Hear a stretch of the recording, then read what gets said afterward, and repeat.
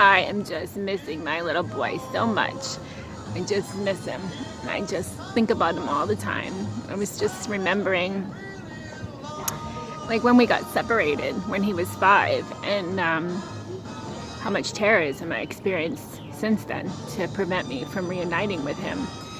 And one of the most severe memories I have is that they kept writing in the paperwork that I would suffer from post-traumatic stress disorder, or they would make up all these diagnoses to try to stop me from having my son, and court order me to psychosocials and psychiatric evaluations and progress notes and counseling and all kinds of behavioral health services. And I really just had this aha moment today at McDonald's. And it was that when I worked for the state of Florida, for Department of Children and Families, I had an excellent reputation. I was in a leadership position, and I was working for Governor Lawton Chiles. And when they transitioned from Governor Lawton Chiles to Jeb Bush, what happened is they uprooted us and they moved our department over to Tampa, which, considering I was a student at USF, wasn't the biggest ordeal. And I lived in St. Pete, so the commute wasn't far, and I owned my own home and a nice car, so that wasn't a problem. So it was really, in terms of stability, financially stable at, $36,000 a year.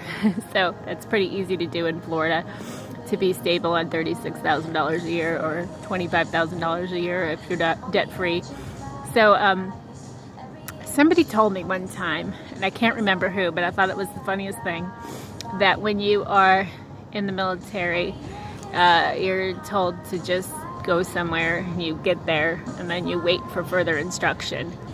And I guess what I never realized was how much the state of Florida government is run by the military, and kind of how the Bush administration or the Bush family was in the military. So the plan was relocate, leave Largo, the state office, which was in the community where I worked, and then relocate to Tampa by this old Montgomery Ward building and this old mall and this really kind of dingy place, even though they gutted it out and they tried to make it nice. Still a shithole. But we went there and we waited for further instruction, and it was so depressing in that environment. Not because I was depressed, because I didn't really feel like I was building community anymore.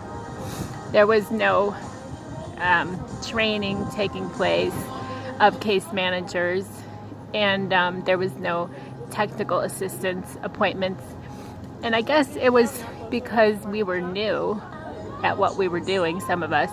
I was transitioned from a position called Senior Human Services Program Specialist into a position called Contract Manager, doing much of the same things, only in contracts. We hadn't really gotten a really thorough, definitive position description as to what to do. And so, as I was going for my master's degree, I was pretty fortunate about that, and I was planning on going for my doctorate degree. And being in Tampa, close to that, you would think that that would have taken precedence. So I just got really bored in that environment, and I missed doing the training, the hands-on technical assistance, and going out to businesses that were nonprofit and offering support as to how to adhere to their contract. What happened at that time was our office was in the same office, my office was in the same office with people from the sheriff's department who were in the role of working with parents who had their children taken from them. And so, of course, I was a single adult then, and I was engaged, and was 2000, I believe, something like that. Anyway, it was between 2000 and 2002. I was not married yet, and I didn't have any kids. So in that position, I remember working with some other people from the state, and people who I liked a lot, and didn't know very well or didn't hang out with them outside of work. But we talked, somebody introduced me to Louise Hay. And Louise Hay is no longer here with us on earth, but of course she is here in spirit form. Louise Hay wrote a book called You Can Heal Your Life. And inside that book was a chart. And that chart really changed my life for the better. It was about all the metaphysical symptoms that you could have. And then, like if it's a physical ailment, what your thought process could be that led up to it, and then how you could eliminate it.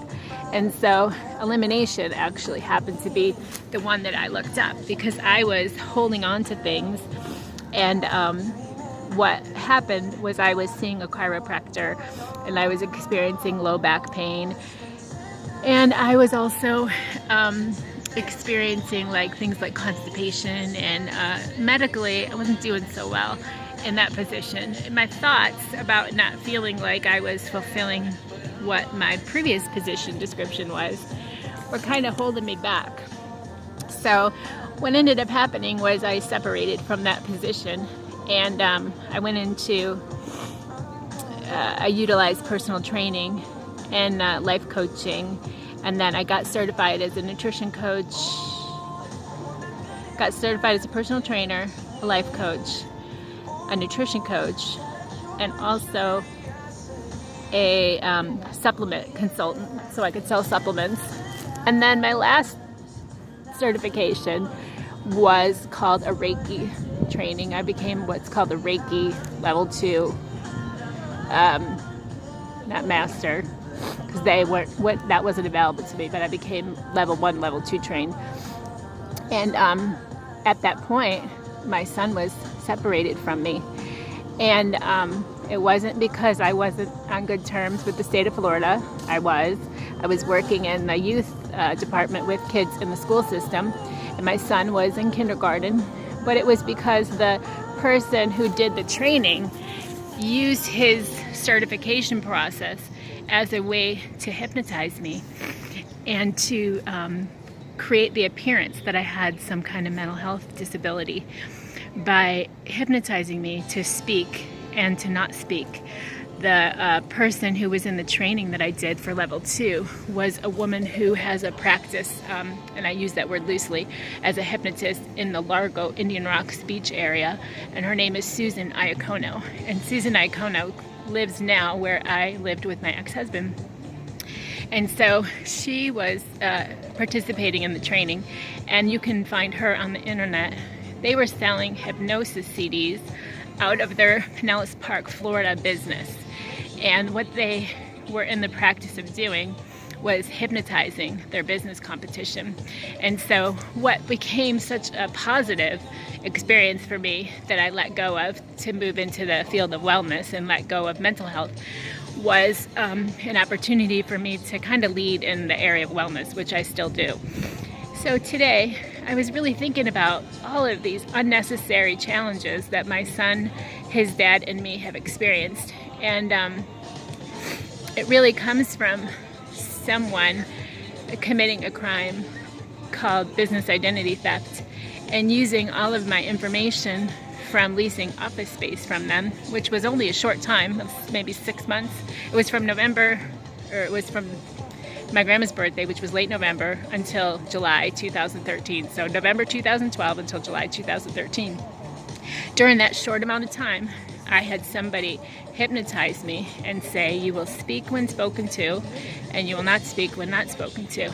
So for what that matters, I have a 12-and-a-half-year-old son who I haven't seen since he was 5.5, because I went through something called I leased office space from a business called Atman Center.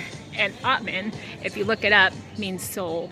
So the Atman Center for Transformation would be like a soul's transformation.